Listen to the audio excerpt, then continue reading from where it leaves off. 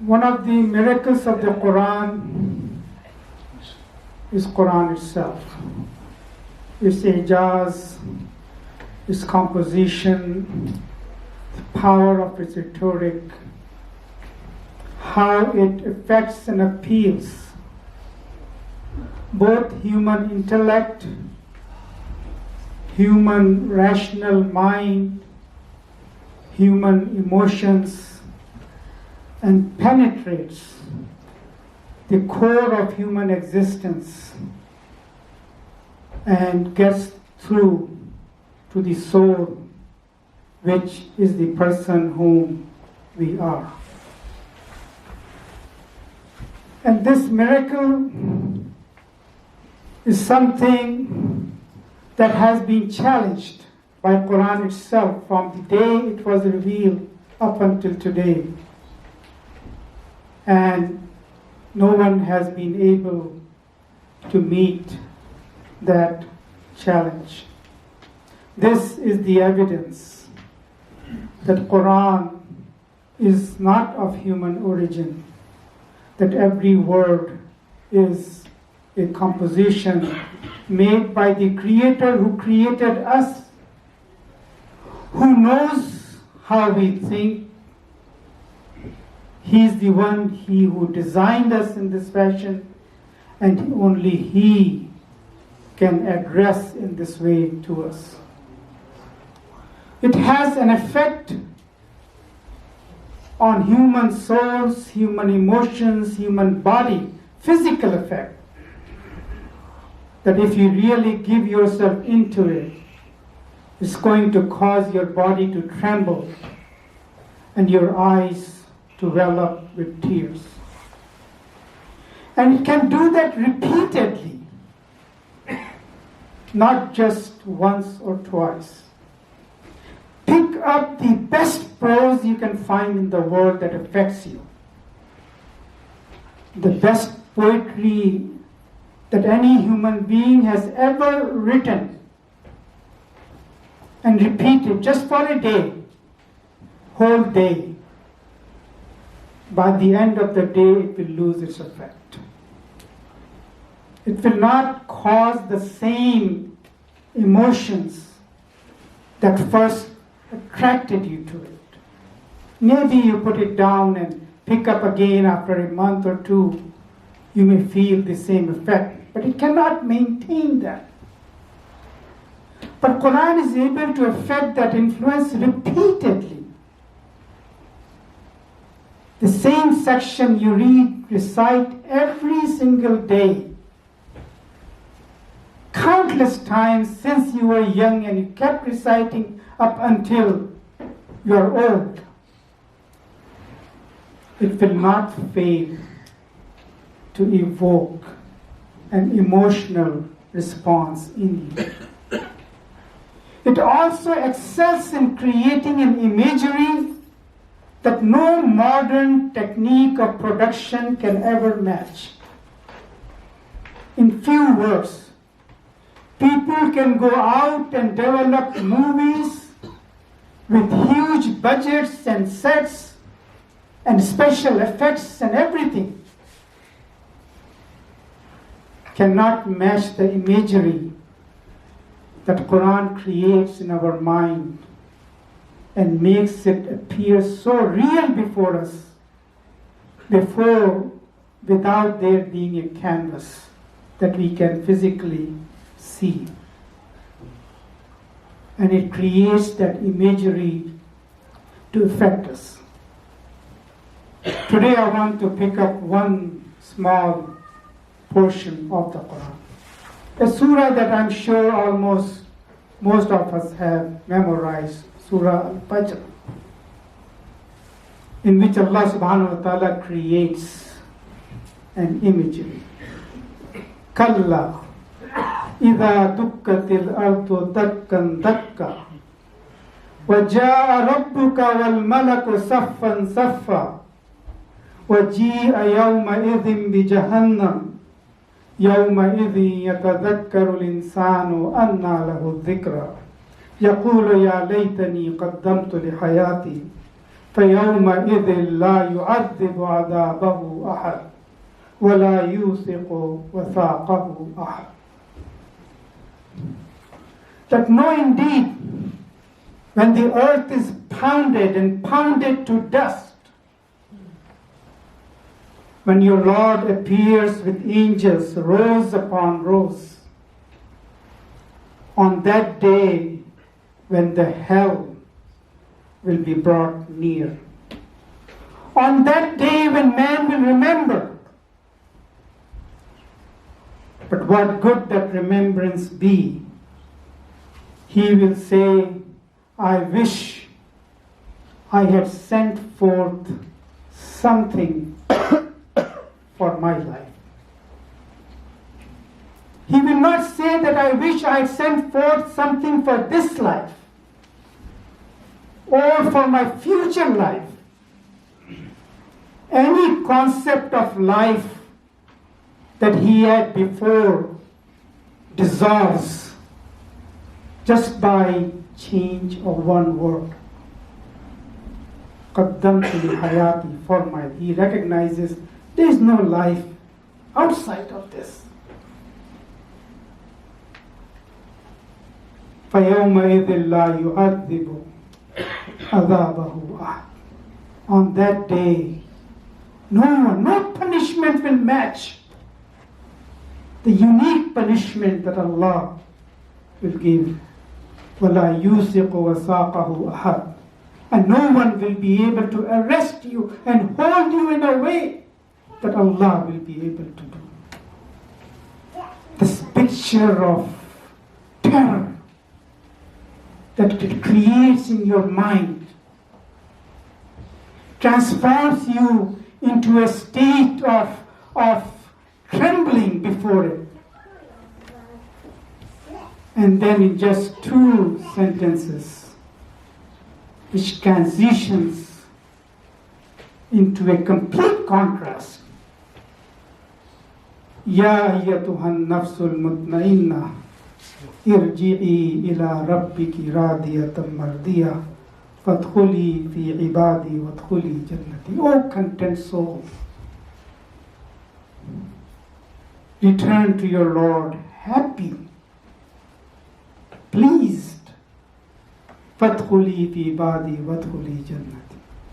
This contrast, 2 pictures created simultaneously, that in the midst of all the terror, there are those who will be at peace, content, not affected by it. In this world, even if you have not done anything to do with wrong, even you have nothing to do with whatever may be happening somewhere else to someone else, it's going to fill you if something is happening around you. Whatever happens, it's going to fill you with fear, with terror. You will not be able to eat, even though it's not happening to you. That terror is greater than that.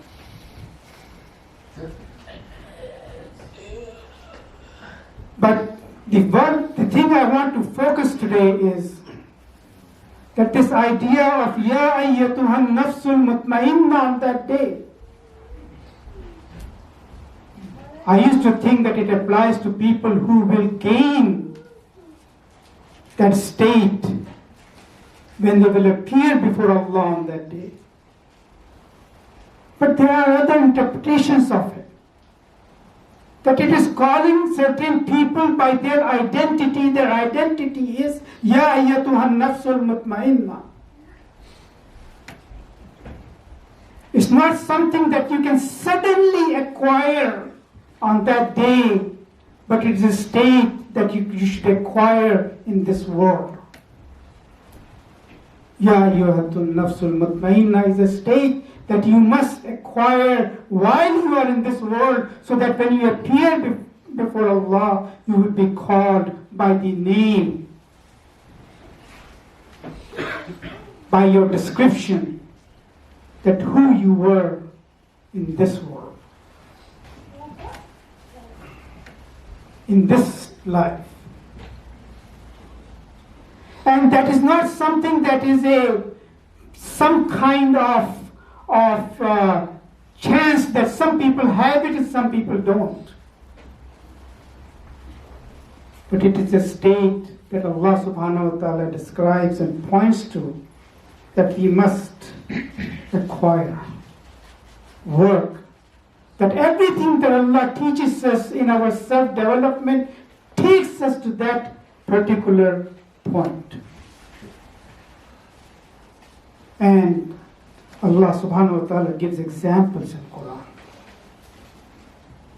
On a very tough day, Muslims coming back from the Battle of Uhud, tired, broken, injured, not finding any energy in themselves, feeling that yes, the enemy has left. الذين قال لهم الناس إن الناس قد جمعوا لكم فاخشوا فزادهم إيمانا. They are told, no, the army is coming back. You can't rest. This is the character, the picture of the character that Allah subhanahu wa ta'ala places before us. Of a character of a believer. And it gives example of the hypocrites, the munafiqun. That they think the whole world is out there to get them. Anytime there's any clamor, any noise, they think, oh, it's going to catch them. يَحْسَبُونَ كُلَّ صَيْحَةٍ عَلَيْهِمْ. They are constantly in that state of fear. But believers are saved from that state. Even in the Surah Al-Baqarah, most of it is revealed in Medina. But the last portion of the Baqarah, by most accounts, was revealed in Mecca. During the last, most persecuted time of Muslims in Mecca. And Allah subhanahu wa ta'ala teaches us something there. Through the prayer that we recite at the end of the Baqarah, Allah subhanahu wa ta'ala teaches us something. In the face of all the persecution that is going on, they don't pray, "Oh Allah, cause havoc on the enemy." They say, "Rabbana وَلَا تَحْمِلْ عَلَيْنَا إِسْرًا كَمَا حَمَلْتَهُ عَلَى الَّذِينَ مِنْ قَبْلِنَا." Don't put, yes, we are willing to go through this, but don't put that burden greater than we are able to bear. رَبَّنَا وَلَا تُحَمِّلْنَا مَا لَا طَاقَةَ لَنَا بِهِ. And then they seek forgiveness from Allah. They turn their focus to internally to themselves, rather than in a conflict, turning their focus to the outside world. This state of being able to bear and go through difficult circumstances and not be shaken by it can only be achieved through true trust in Allah. And this is the process that Allah subhanahu wa ta'ala teaches us in Quran, the process of tazkiyah, the process of self-development in which you acquire that state, in which you have a content heart. Allah bi dhikrillahi tatma'innul qulub is in this world.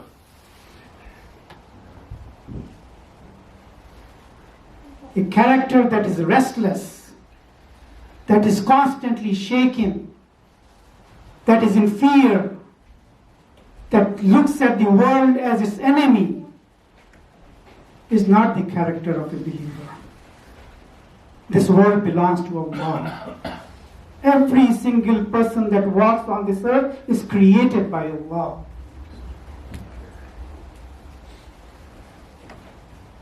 And He, يُدَبِّرُ الْأَمْرَ مِنَ السَّمَاءِ إِلَى الْأَرْضِ, He is the one who controls everything. How can you develop any kind of fear and restlessness looking at this world and thinking we are going to be destroyed? How can that be?